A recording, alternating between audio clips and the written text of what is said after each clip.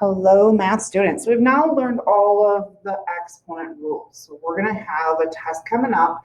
To get ready for that, we're going to go through this exponent review. This video is the entire review worksheet, all worked out for you. So feel free to watch the parts that you need or fast forward through stuff that you know that you understand. Just make sure that obviously you check your answers and make sure that you're doing all of these correctly. So the beginning of the worksheet has all these problems, and I tried to keep all of them very similar so we can talk about the differences here. In number 1, 7 squared, we know that that is just 49. Number 2 and number 3 are different problems. Number 2 does not have parentheses. The exponent, the square, is on the 7, but not on the negative. So actually, I'm going to do number 3 first. Negative 7 squared, that's really negative 7 times negative 7. I've got 2 negatives, that makes it a positive. That's positive 49.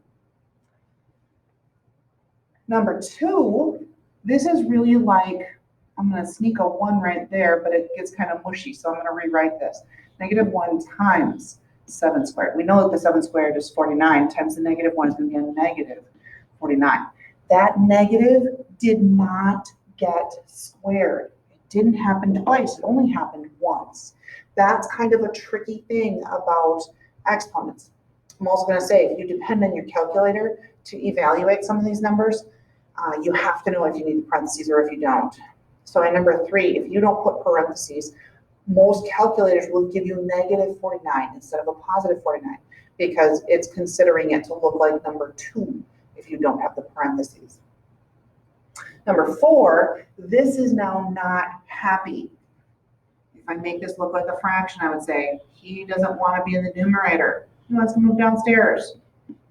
So I would have 7 squared in the denominator, the 1 in the numerator, which is going to be 1 over 49, the reciprocal, right? That's what we talked about with those negative exponents. Number 5, anything to the 0 power, 1. Number 6, the entire thing is to the 0 power. That's also equal to 1. Number 7 is kind of like number 2. The negative isn't getting that exponent. This is like saying negative 1 times 7 to the 0 power. Well, I know that 7 to the 0 power is 1. Times that negative 1 is going to be a negative 1 for my answer. Number 8, the entire thing's in parentheses. All to the 0 power, 1. Number 9, the 0 is on the x, only the x, because there aren't parentheses. So that means that this part is really equal to 1. So I would have negative 7 times 1, which is just negative 7. Now, I'm going to try to throw in all of the exponent rules that we've used. And I have some negatives like thrown right in with this. So we have to be really careful in here. I'm not going to say that you absolutely have to make all those negative exponents happy to begin with. Because in number 10, as I'm solving this problem, I could multiply the 4 and the 6, I didn't really get the 6, and get 24. For the x's, I have x to the 7th and x to the negative 2nd. When I'm multiplying with the same basis, I add the exponents. I don't need to move that into the denominator. I can just do 7 plus a negative 2 and get a 5 for the exponent. Now for the y's, I have a y to the 3rd and a y to the 10th. That gives me 13 of those y's altogether. In number 11, that's squares outside the parentheses. Everything inside the parentheses is getting squared.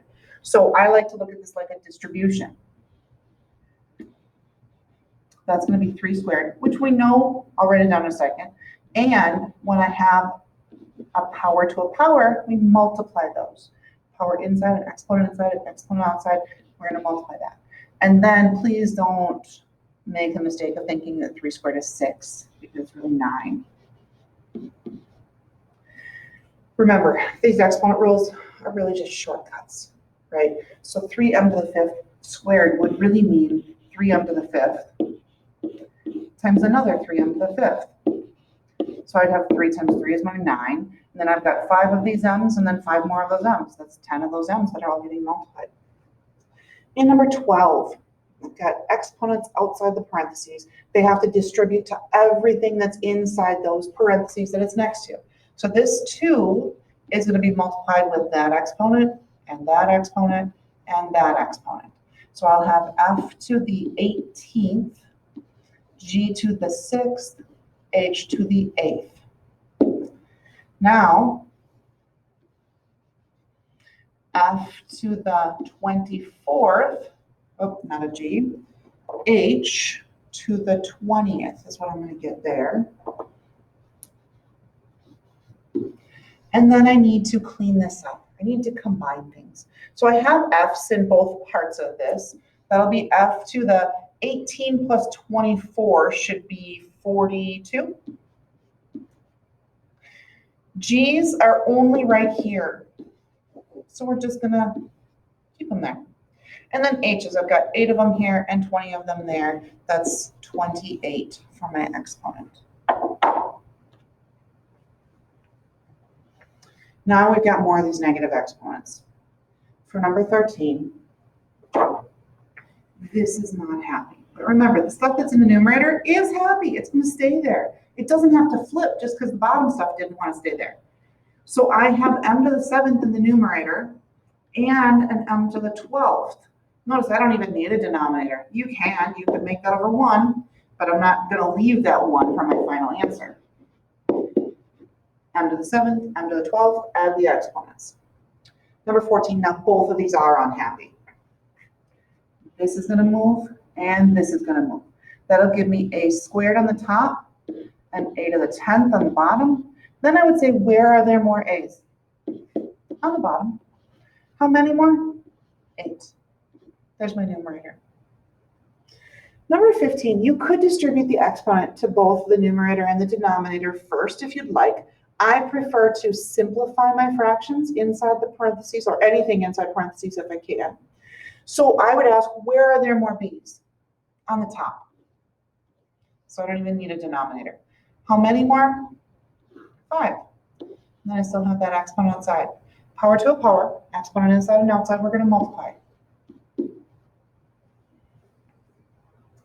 In number 16, I would start the same way.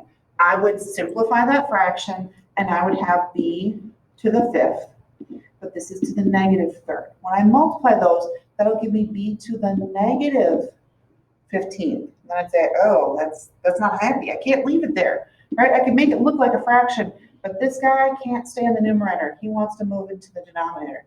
So that'll be 1 over b to the 15th. And number 17. Take a look at the coefficients. The numbers out in front, the 3 and the 9, I could simplify those. That'll be a 1. That'll be a 3. So let me start my fraction bar. Here's my 1. Here's my 3. The these, I have more in the denominator. How many more? 3. Number 18. I tried to throw this at you. I didn't really have many other problems where we had a fraction coefficient with just a regular variable next to it. But you guys know that we can square negative 3/8, right? And that's in parentheses. So the negative is happening twice. That means I'm going to get a positive answer. Be careful. I know I just drew that arrow to, it looks like it's only on the 3. This is really the entire fraction is going to get squared. So I just said that's going to be positive. 3 squared is 9. 8 squared is 64. Then power to a power, I would multiply. This answer is just fine. However, if you wanted to make it look like one big fraction, you could do 9d to the 6th over 64. Either answer is perfect. Number 19. I could take care of my negative exponents. Now remember, I have said negative numbers are okay, right? That -2, there's no problem with that. I could make my negative exponent happy, or I also see that I have otherwise. Let's just combine them and see what happens. So I would do the 6 times the -2 would give me a -12. Then for my y's, I have 4 of them and -3 of them. When I add those exponents, I get a 1, which I even don't need, right? Just -12y. Number 20, I can't simplify anything inside the parentheses. So I just have to distribute that negative exponent. Now here's the thing, when I distribute a negative exponent, it's going to make everybody unhappy. Everything inside is going to have a negative exponent. They're all going to need to move. But we have to do that distribution first. So let's take care of that. So I'll have 2 to the negative 2. X to the, we're going to multiply those powers, negative 4, and y to the negative 2. And I can make that look like a fraction and say, oh, you're not happy, and you're not happy, and you're not happy.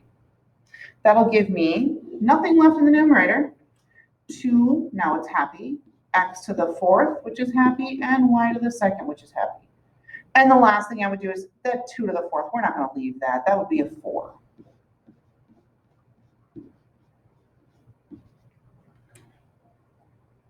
In this problem, there are no negative exponents. Please don't give me answers with negative exponents. Start with your fraction bar. Where are there more x's? In the bottom. How many more? 4. Where are there more y's? Up on the top. 3 more.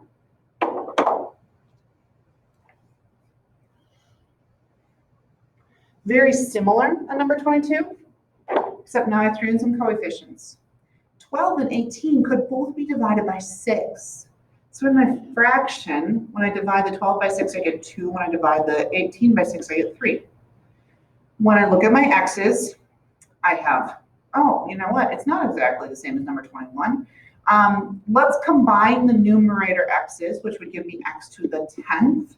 And in the denominator, I have x to the 10th. Well, look at that. Same thing in the numerator, denominator, gone. 2/3, done. Let's do the same kind of thing in number 23. Combining the numerator, I would get y to the 15th, and in the denominator, y to the 19th. Now I can't leave that. Where are there more y's? In the denominator. How many more? 4. Keep my numerator. In number 24, you have some options here in terms of like simplifying. I personally would take that 8 and the 4 and do some canceling, some simplifying right away. Some people aren't as happy with that when it's in 2 separate fractions. We can just simplify, like multiply. I want to pretend like this is one big fraction bar. So let's simplify the numerator. 8 times 3 is 24. For my x's, I have 3 x's and 2 x's, right? X to the 3rd, x to the 2nd, that's x to the 5th, all getting multiplied together. For my y's, remember there's really a 1 right here, so that's really y to the 3rd power when I combine these y's with these y's. In the denominator, I'm always going to put my coefficient first, and then I'm going to go alphabetical, so I'll put my x first. I could even put a 1 on there, and a y to the 5th. Now, 24 on the top, 4 on the bottom, divide them. Divide by 4, divide by 4.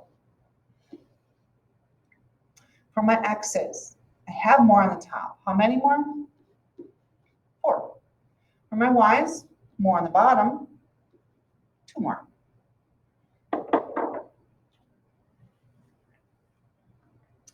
Number 25. Again, I would clean up everything in the parentheses first. 3 times negative 2. Remember, the negative 2 is not a negative exponent, it's just a negative number. That's a negative 6. For my a's, I've got a to the 4th and a to the 2nd. So that'll be a to the 6th when we add those exponents. And then b to the 3rd, b to the 7th gives me b to the 10th. This is all to the 3rd power. That exponent is going to distribute. Right?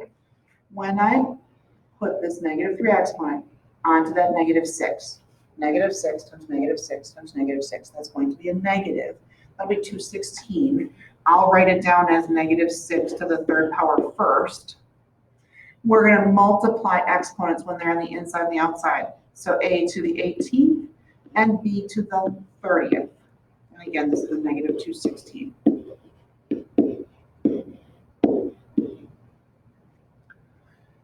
So trick for number 26. I've already said that when I have a negative exponent outside parentheses, it's going to make everybody unhappy. Everything gets that negative exponent. Everything's going to have to move. Now, there's nothing that simplifies in this fraction.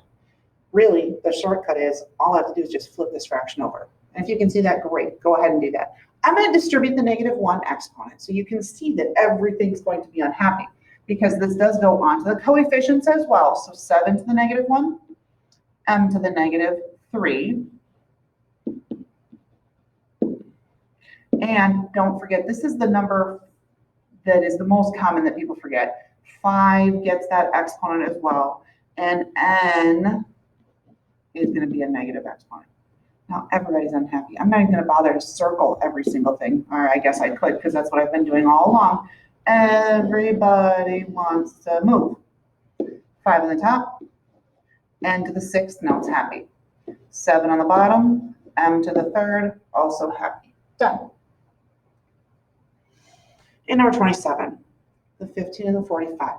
I find that as we work with these exponent rules, people forget about the stuff that you already know, like 15 and 45 as a fraction. We can just simplify that. We do not subtract those numbers.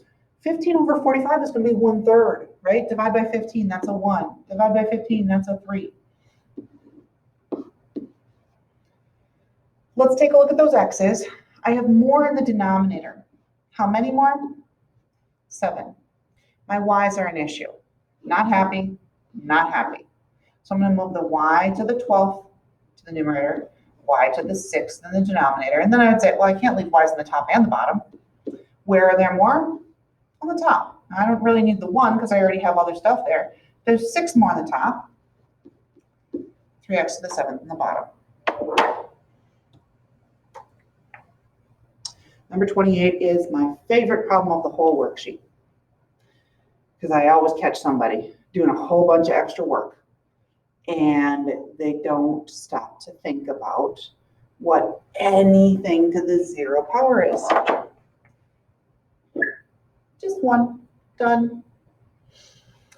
Number 29. I do need to make all of that stuff happy, and I'll have to distribute the exponent. So let's start with the 40 and the 45. Divide them both by 5. I'll have an 8 here and a 9 here, right? So here's my fraction, 8, 9. I'm going to simplify, clean up everything in the fraction. With my a's, I have more in the denominator, 3 more. Now I don't have to worry about my a's anymore. They're taken care of.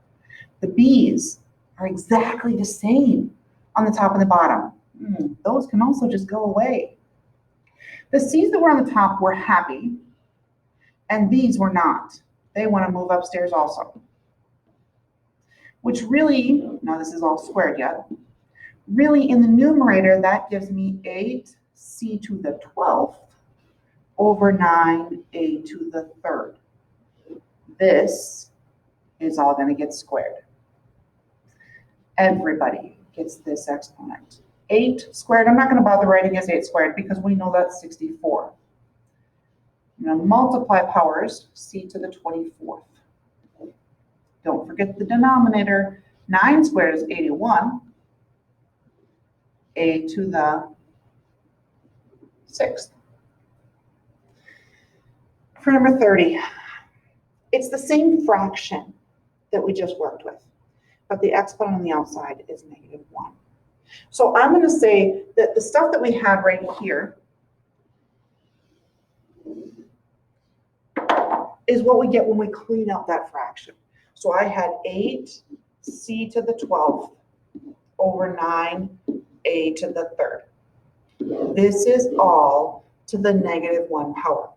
And we just did another problem with this. I just said the trick is -1 exponent, everybody's going to move, right? I can show this distribution again, but it'll be 8 to the -1, c to the -12th, 9 to the -1, and a to the -3rd, which is going to make it 9a cubed over 8c to the 12th. Last problem. This is a cube. That means that the length and the width and the height, all 3 dimensions, are exactly the same. So if I want to know the volume, we do length times width times height. We need this number, the side length, to the 3rd power.